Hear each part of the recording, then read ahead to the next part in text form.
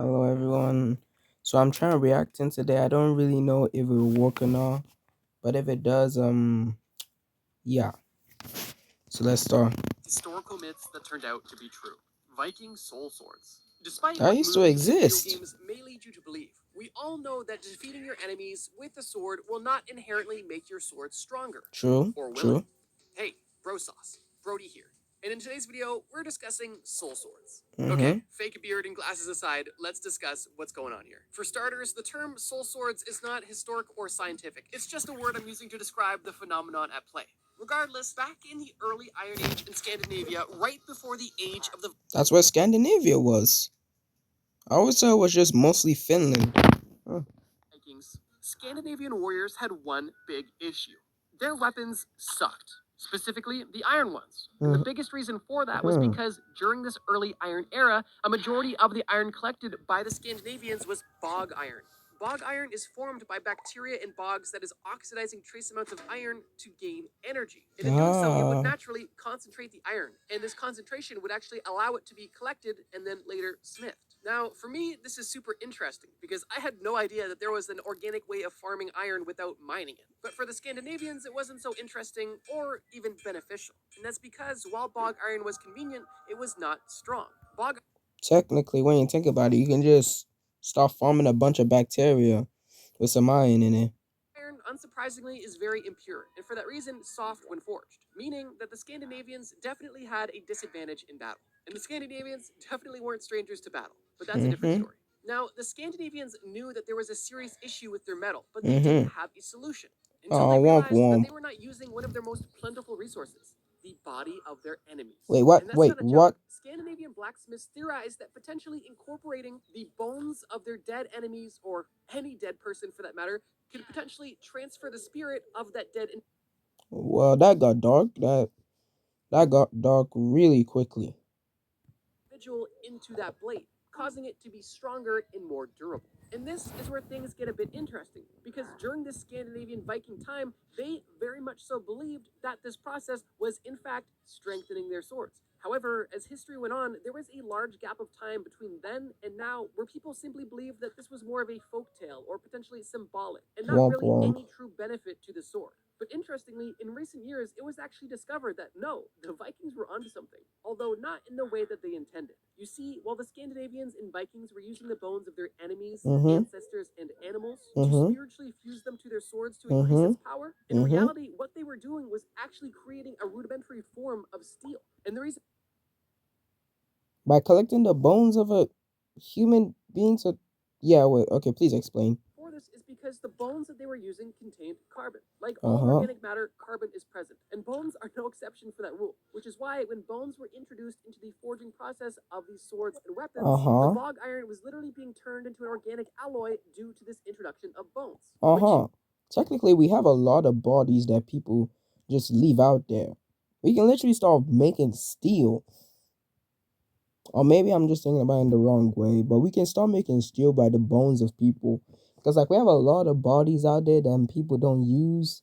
And like a lot of people just throw out their bodies and shit, and we have to, cremate them because it's normal. But technically we can just be doing this. And we're not really running out of steel, but when we do, we have to start doing this. in a morbid way is kind of badass. But yeah, I wanted to put this entry first because I thought the timeline was so funny. The Scandinavians and Vikings had a very spiritual connection to their weapons, and for that reason, they literally wanted to infuse spirits and souls into them to increase their power. And while Mm-hmm. to them it was the souls that were adding the power, in reality it was the bones. But what's even more interesting is that down the line, when this practice was theorized and discovered, it was believed by historians and scientists that this was more or less symbolic and spiritual and had no real world utility. And for that Mm-hmm. reason, the myth of these bones making the sword stronger was, well, a myth. That was until Womp those same womp. people took a closer look at the swords and realized that, wait, there's not a soul in this sword, but there is early steel. Like, I can only imagine being a scientist or historian in that room, looking at the sword and being like, oh, that's cute. Look at them. They put bones on it because they thought it was. But that'd be so funny though. Like someone just pulls up and be like, "Hey, look, there's some steel. Hey, look at those swords. Oh, wait, they have steel in them. How did they get steel, my dear friend? Oh, they uh, so they put the bones of people in their swords. thinking there will be souls inside. What's the logic behind that? Be like, soul bound or something. That's funny. Oh my god, they made steel. And the myth of this bone forging process being beneficial was quickly realized to be fact, albeit in a roundabout way. But we're just getting started, so let's move on. Okay, really quickly, I wanted to mention today's video sponsor, War Thunder. War Thunder is the most comprehensive vehicle combat game War Thunder ever is a made, and peak it is now game, available to play but for I am free not on watching PC, this. consoles, and mobile device modern day. Gladiators, thinking about gladiators. But when it comes to historical myths, one of the most prevalent was the fact, or myth, that they never actually fought animals. Wait, who? Glad?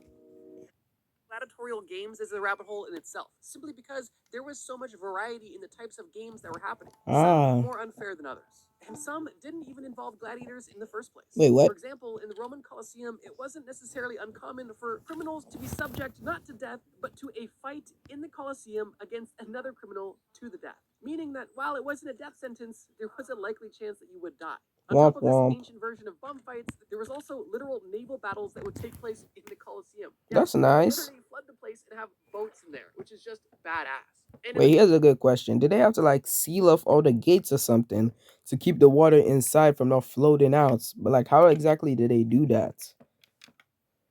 other cases, they would have a criminal not fight another criminal, but fight a professional gladiator, which in that case was definitely a death sentence. And as we all know, gladiators also fought gladiators. But as some of you might not know, gladiators didn't always fight to the death. And it's been proven historically that professional gladiators were of high value to their investors. And while the fights were brutal, typically gladiatorial battles only had a 10 to 20% fatality rate. Which is still That's low. insane, but that statistic is more like the now modern day knockout rate in the UFC, like the modern day equivalent of the Roman Colosseum. Now, this is where things take a turn, because while all of the different types of battles that happened at the Colosseum were historically provable through artifacts and records, there was one sort of battle that was not proven until recently, and that was battles of gladiators fighting tigers. Now, this is interesting because there has long been records and specifically artworks.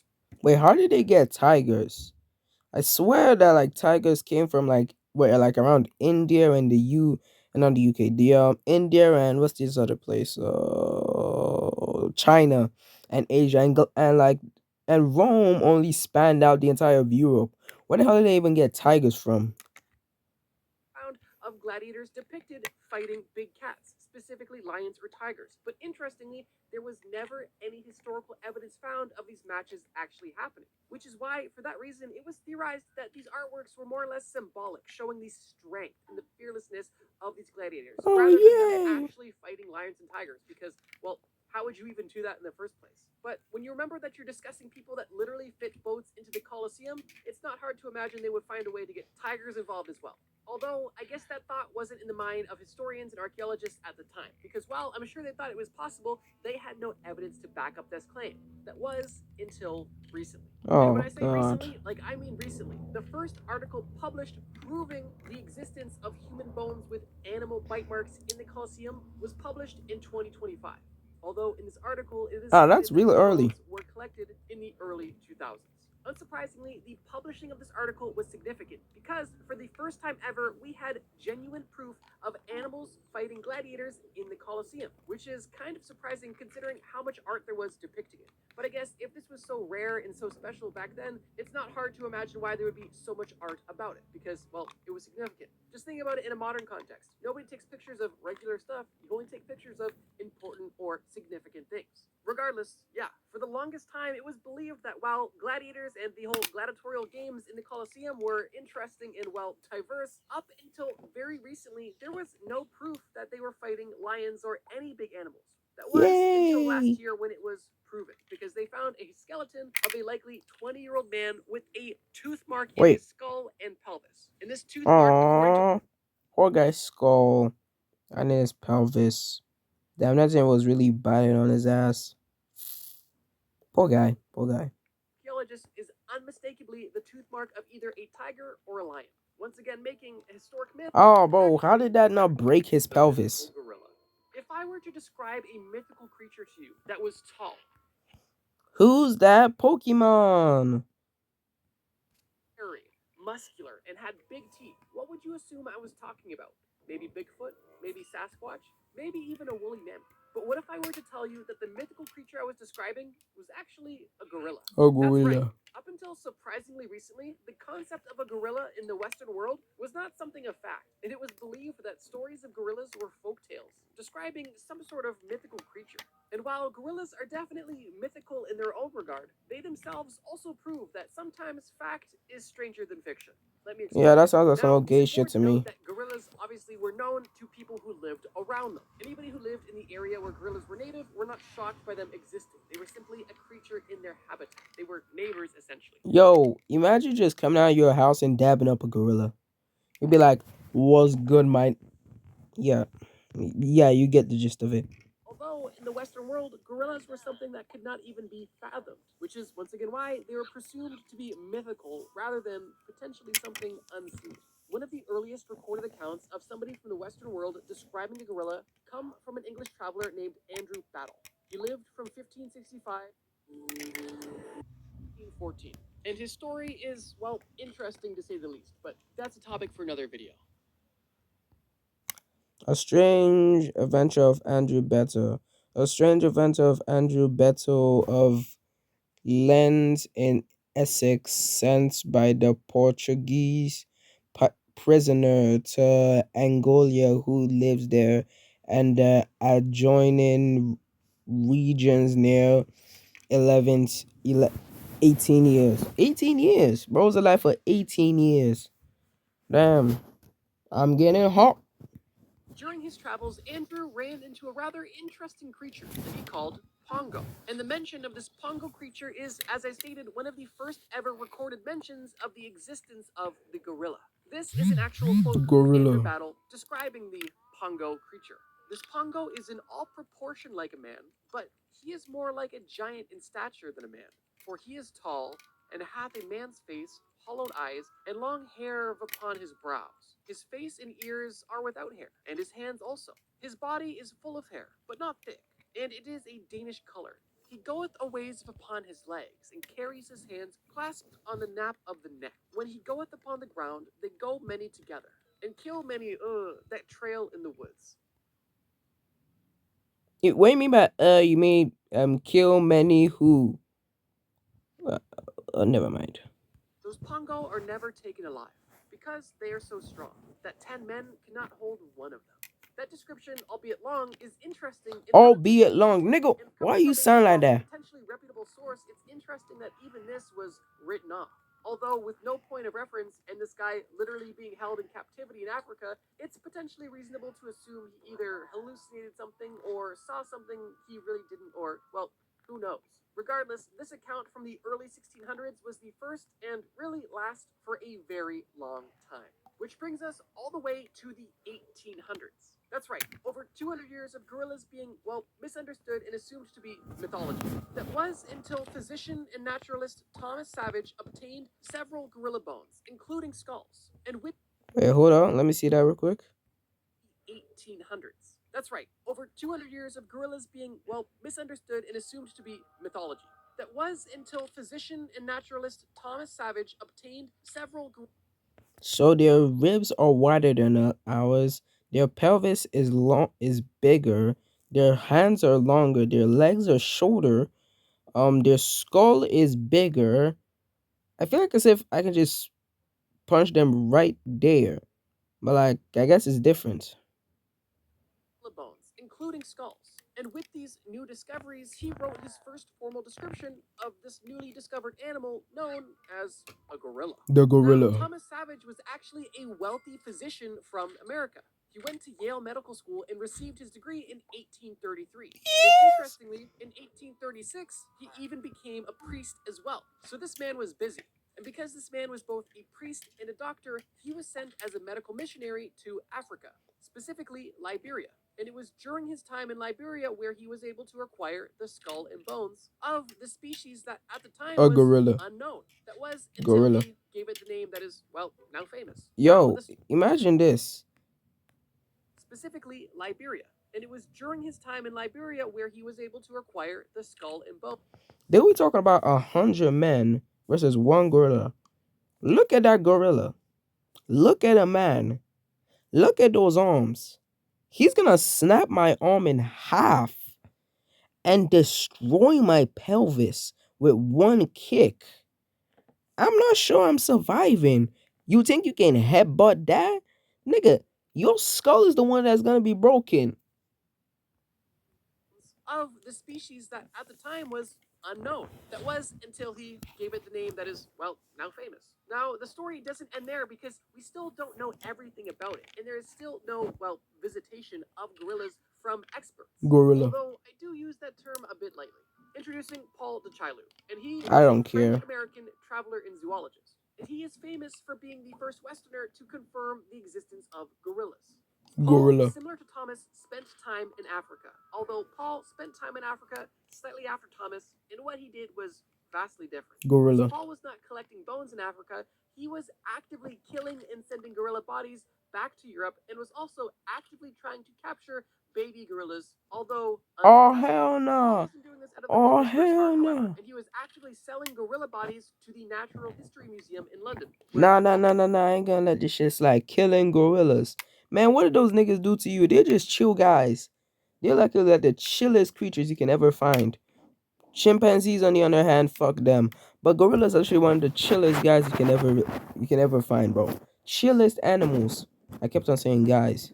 World artifacts Yeah, that and ripping Europe. guys. And as I mentioned, he actively tried to capture many baby infant gorillas, but said that they were too, quote, ill-tempered and they all died within his captivity. Obviously. Paul also sold cannibal skulls found from native tribes in Africa to Europeans as well, which... Oh hell no, look at bro's face. They chomped into his eyes.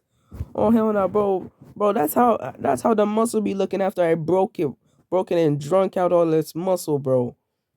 Drank out its muscle. What am I saying? Seems less about science and more about money, but that's beyond the point. Regardless, it wasn't until the 1860s that it was proven as a fact that gorillas were actual creatures and not mythical creatures just made up by African tribes. Which is a bit ironic considering they literally had European travelers who described seeing these creatures as well, but, well, we'll ignore that. But yeah, up until the 1860s, most Europeans likely have never even heard of a gorilla. And if they did, Gorilla. they assumed it was just some sort of outlandish creature. That was until somebody decided to go kill them and send them home for money. Huh? With that, we did have the European discovery of the gorilla, proving this myth to be fact. But in case that wasn't interesting enough, check this out.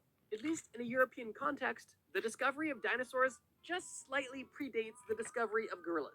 Which, if you think about it, is insane. Because how do you discover something that lived millions of years before your time, before you discover something that is actively walking the earth and you are actively being told about from native tribes in Africa? Now that I think about it, this entire section kind of makes me feel like European travelers didn't really respect the locals. But what do I know? The golden sheepskin. Greek mythology undoubtedly. Oh wait, no, I know this one. Well, like there's a type of sheepskin that's golden and like it's only given to the gods and some gay shit like that. Given by the gods or given to the gods. Some gay shit like that. Lore when it comes to, well, mythology. However, not mythology is all myth, and some of it actually has genuine roots in history. One notable story from Greek mythology describes something known as the Golden Fleece. It is a legendary artifact that essentially came from a divine flying golden ram. And this ram Not gonna lie. Symbol of divine. Not gonna lie. I'm killing that ram, selling its fleece, and eating its meat. Those lamb chops gotta be fire, bro. Those lamb chops will be fire. I am not lying about that. Those lamb chops will be fire. And kingship. Now, within the story of the Golden Fleece, there is a man named Jason. Nigga, cover your body before I start seeing your dick swinging around, bro. He made it his mission to retrieve this Golden Fleece of this mythic, mysterious, and, well, divine ram. And long story short, not to spoil it, but he slays the impossible to slay dragon and retrieves the Golden Fleece. The story is obviously more detailed than that, but I'm just giving a trust me bro summary. Now, let's trust me, bro. From fiction. In the story, Jason travels to a city called Colchis, which is in modern-day Georgia, which is a relevant fact. And while Jason may have never existed, and while the whole golden ram may have also never existed, and I can pretty confidently say there probably wasn't a dragon around either, there is one thing that is very likely a real artifact. What? Being the Golden Fleece. And the reason I say this is because in Georgia specifically, the location where the story took place, it is not uncommon for gold deposits to wash downstream from mountains in certain waterways. But of course, that's not all. On top of gold literally just washing down the river, there is evidence to suggest that farmers at the time who lived in these regions would use sheepskins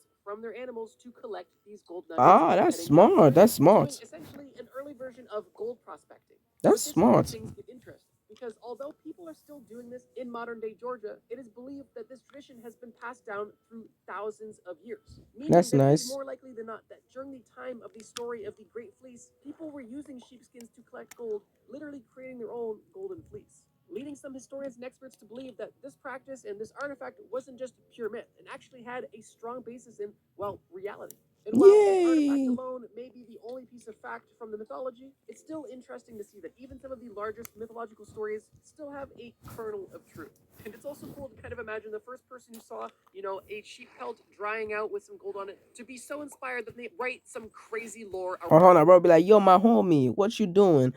Oh yeah, nothing much. I just finished collecting some gold. Whoa, that looks pretty shiny.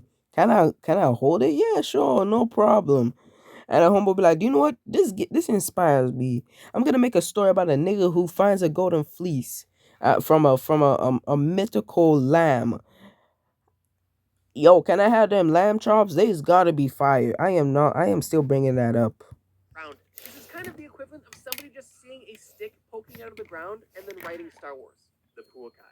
If you thought the United States had the biggest, strongest, and freest eagles, you would be sorely mistaken, because New Zealand actually takes that record. The Puakai is a mythological creature, and it's referred to as a monstrous bird in Maori mythology. The Maori people are believed to be some of the first people to have ever settled in New Zealand, and their history in New Zealand is vast and runs deep. And an interesting part of their story in New Zealand is their mythology, specifically the Puakai.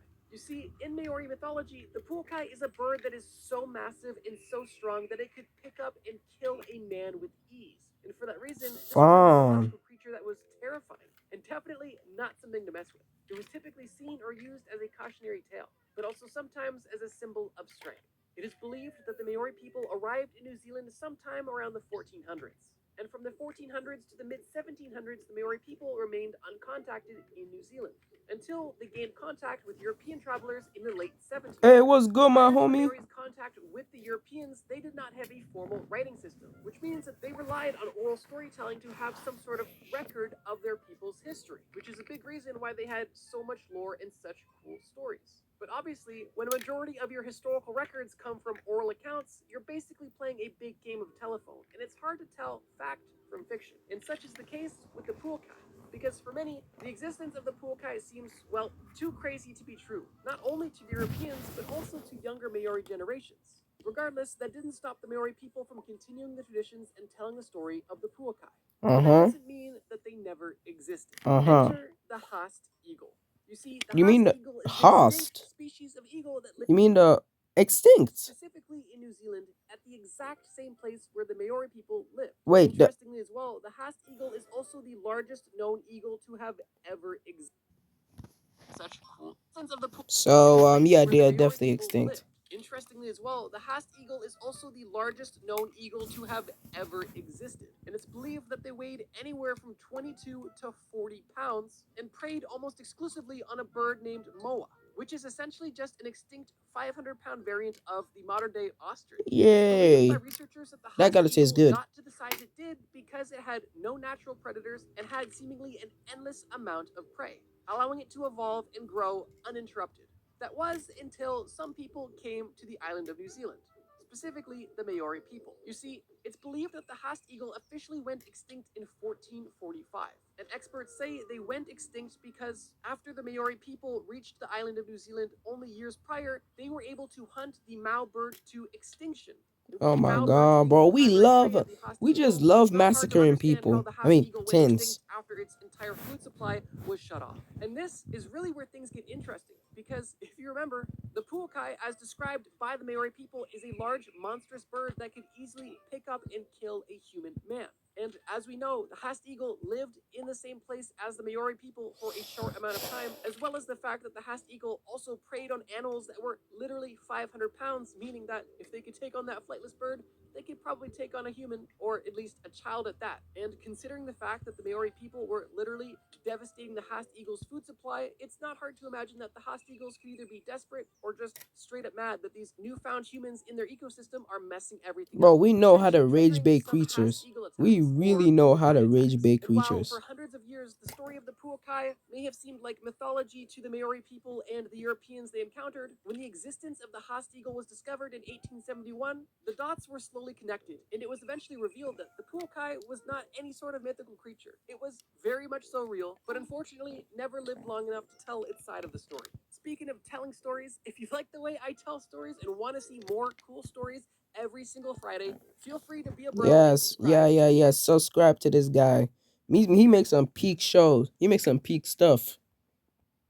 We're currently on the road to 2 million subscribers, and like I said, we post cool videos every single Friday. And I guess while I'm chilling, if you're enjoying this video about myths that actually turned out to be true and want to see a part 2, all you need to do is either leave a like on this video or comment part layer.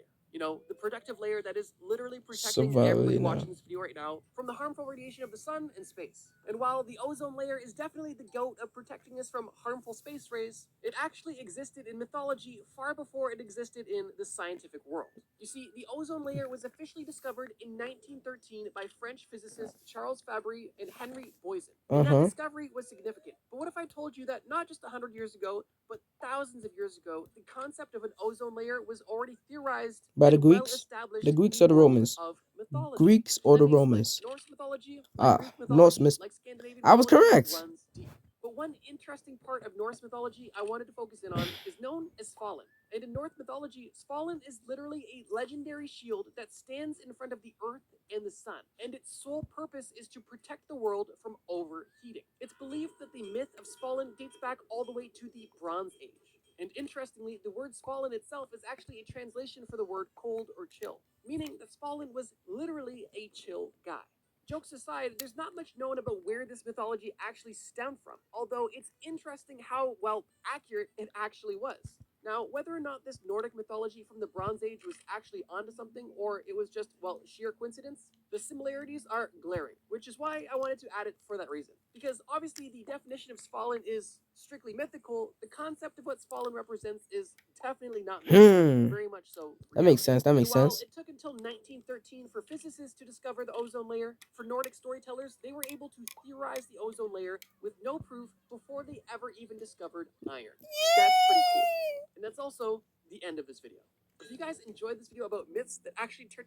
Okay, then please don't hit me with a copyright claim, because I really just want to try a reaction. If it works, it works. If it doesn't work, I don't really know. Please tell me how I did. Maybe there's something I can change. And yeah, see your gay asses later.